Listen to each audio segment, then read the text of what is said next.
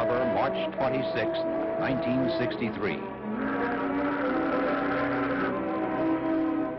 At the invitation of President John F. Kennedy, His Majesty King Hassan II of Morocco is making his first state visit to the United States of America. He receives a special welcome.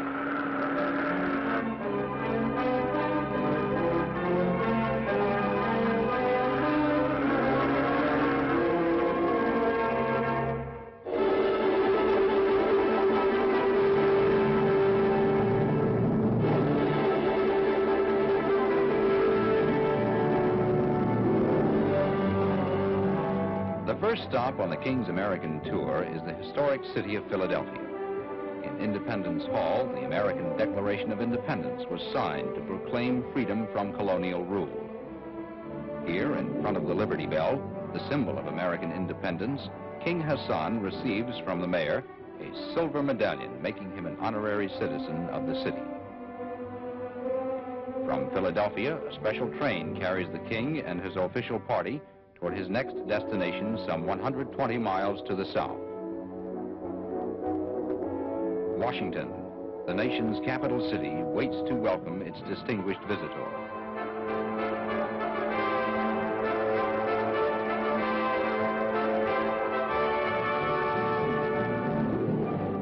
At Union Station, President and Mrs. John F. Kennedy arrive and join high government officials and members of the diplomatic corps to greet the king.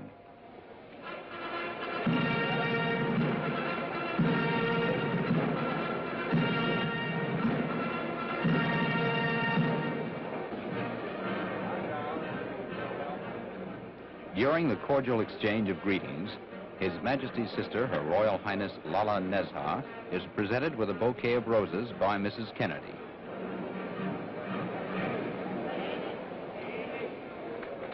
After meeting the waiting dignitaries, the king receives the president's warm welcome. Your Majesty, it is a high honor to welcome you once again to the United States. And I am confident that your visit here on this occasion will be as fruitful and as beneficial to both of our countries as the visit of your illustrious father with my predecessor, President Eisenhower, several years ago. Though a wide ocean separates our two countries, they have been bound together throughout our history. Your country was the first to recognize the United States in the most difficult days of our revolution. Our president, first president, President Washington, sent our Constitution to your country in 1789. And from that day to the present, the ties have been intimate in war and in peace.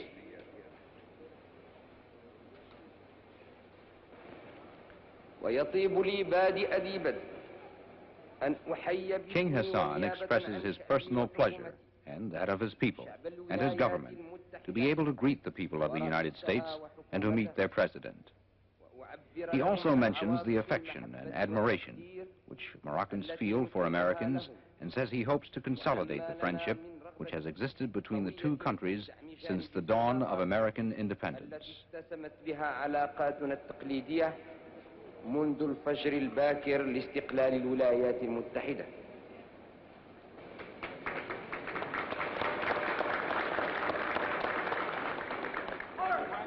Leaving the railroad station, the motorcade passes in front of the Capitol building, where the nation's legislative body meets.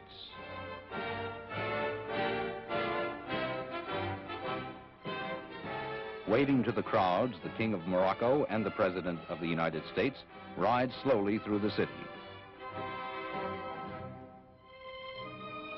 They pass the President's official residence, the White House, and continue on to the President's guest mansion for distinguished visitors, which is to be King Hassan's residence during his stay in Washington.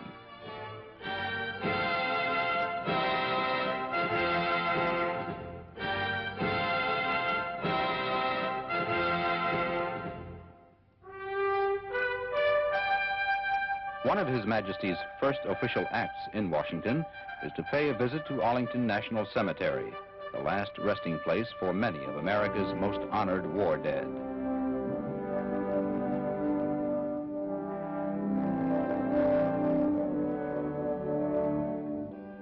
at the Tomb of the Unknowns, a memorial to the nameless young Americans who have fallen in the cause of freedom, King Hassan pays his respects.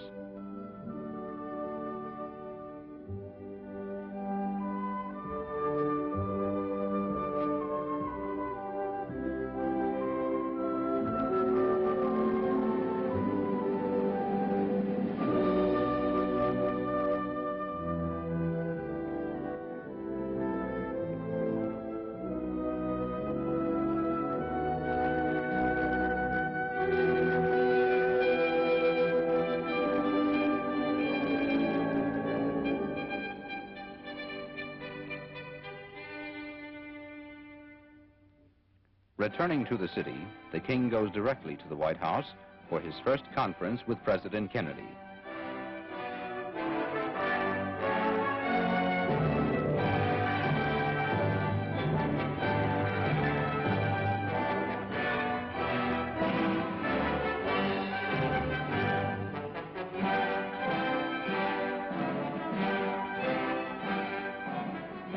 Participating in the talks with the President are Secretary of State Dean Rusk and Assistant Secretary for African Affairs G. Menon Williams.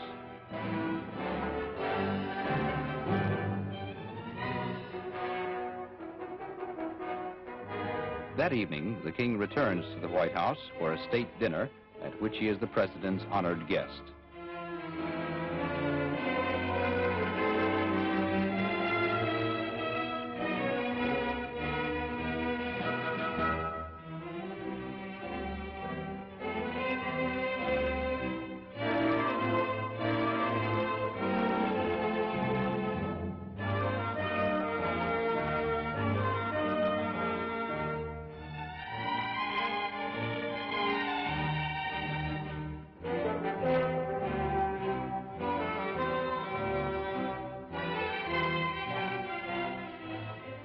The next day at the Moroccan embassy, King Hassan is host at a luncheon for the American president.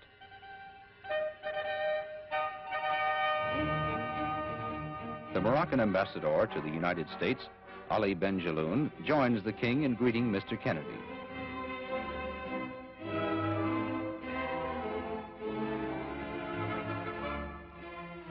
Recalling the presentation of the American Constitution to the Emperor of Morocco in 1789, King Hassan gives the president a handsomely bound copy of the Moroccan Constitution.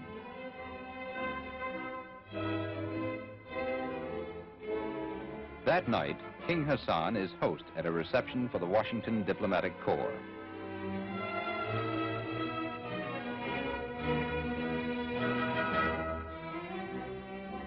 Ambassadors representing most of the countries of the world meet the king.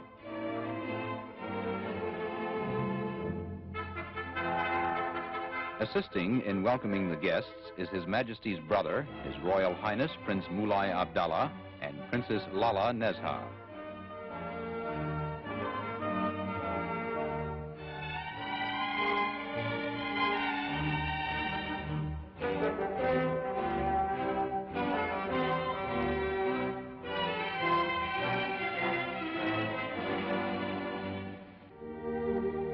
The next day, His Majesty visits the Islamic Center, one of Washington's outstanding landmarks.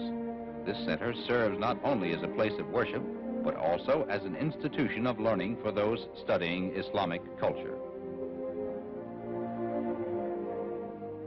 Greeted by the director of the center, Dr. Abdel Halim El Nagar, King Hassan is ushered inside to sign the register for distinguished visitors.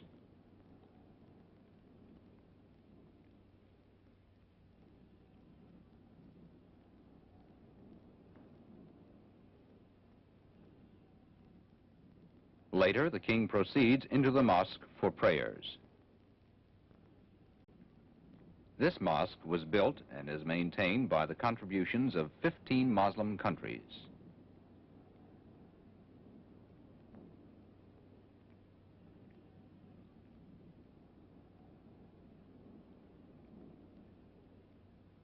Both the interior and the exterior of the center illustrate traditional Islamic architecture.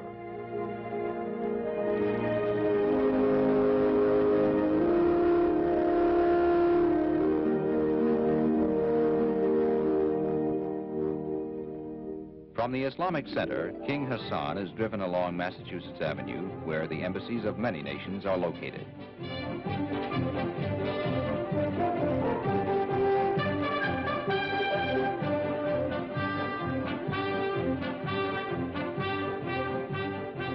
During his visit, the King accepts an invitation to speak at the National Press Club. The National Press Club is one of the most important forums of public opinion in the United States. Its members include many distinguished journalists.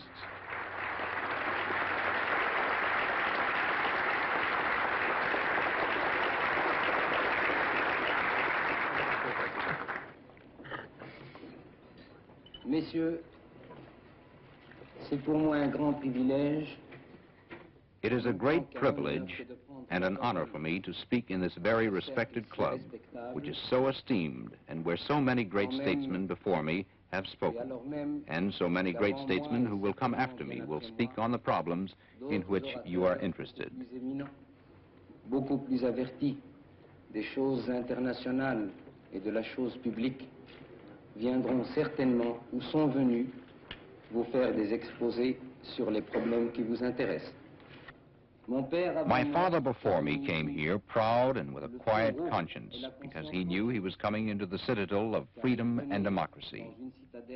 Why really is there so much friendship, so much sympathy, so much common feelings between two countries separated by an ocean, separated by language, separated even by the history of their civilizations?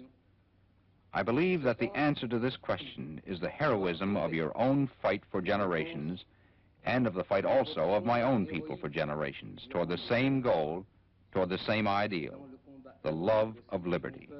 A mené durant des générations, à savoir qu'un but sacré et unique nous unit, l'amour de la liberté.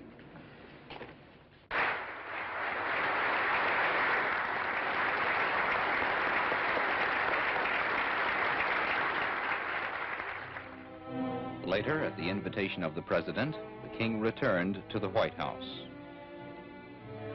Following their conversation, the President escorts the King to His Majesty's residence. During their cordial talks, the two chiefs of state reaffirm the close friendship which has existed between their countries for generations. They discussed the economic development of Morocco and the welfare and progress of the people of Africa.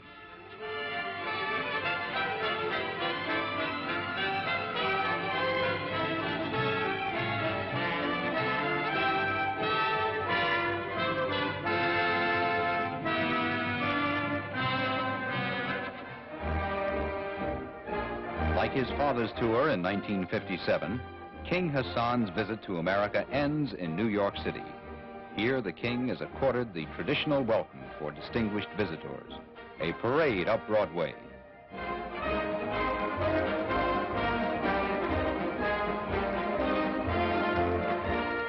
Leaving his car, His Majesty continues on foot through the waving crowds to meet the mayor of America's largest city.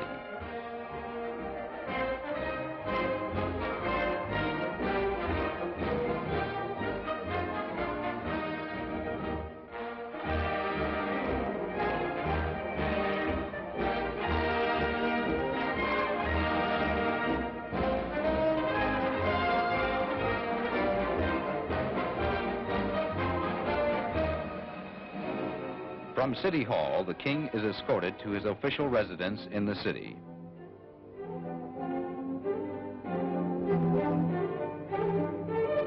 During his stay in New York, the King, with only a few members of his party, makes a brief informal tour of the heart of the city.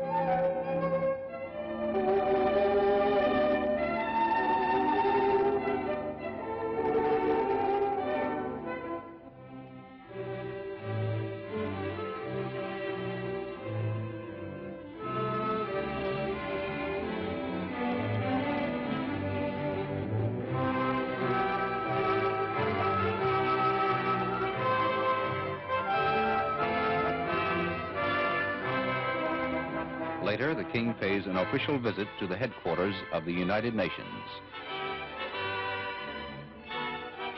Here in this World Forum, where Morocco's flag flies proudly with the flags of all member nations, King Hassan, accompanied by his ambassador Ahmed Ben Hima, is greeted by the Secretary General U Thant. Moving to a beautiful mosaic made by a master craftsman in Fez and donated to the United Nations on behalf of the Moroccan people, King Hassan makes a short presentation speech. Excellences, Mesdames, Messieurs, c'est pour moi un très grand privilège. It is a privilege and a great honor to be here today as a representative of my country and my people to dedicate this mosaic. Yet at the same time, I feel much sadness and regret because another person should have been here today to make this symbolic gesture on this international ground. I am thinking, of course, of my lamented father, His Majesty King Mohammed V. Et de regret, car c'eût été une autre personne qui aurait dû aujourd'hui accomplir ce geste symbolique, et je pense ici même, dans cet édifice international, à mon regretté père, Sa Majesté Mohammed V. The panel thus takes its place as a permanent adornment of the United Nations building. By now, the King's visit to the United States is nearing its end. As he prepares to return home, His Majesty takes with him the respect and friendship of the American people and their good wishes for the happiness and prosperity of the Moroccan people. He also carries with him these parting words from his host, President Kennedy. I hope that what you have seen of us here will convey to you the sincerity and goodwill of the people of the United States toward you, toward Morocco, and to the cause of peace and freedom everywhere.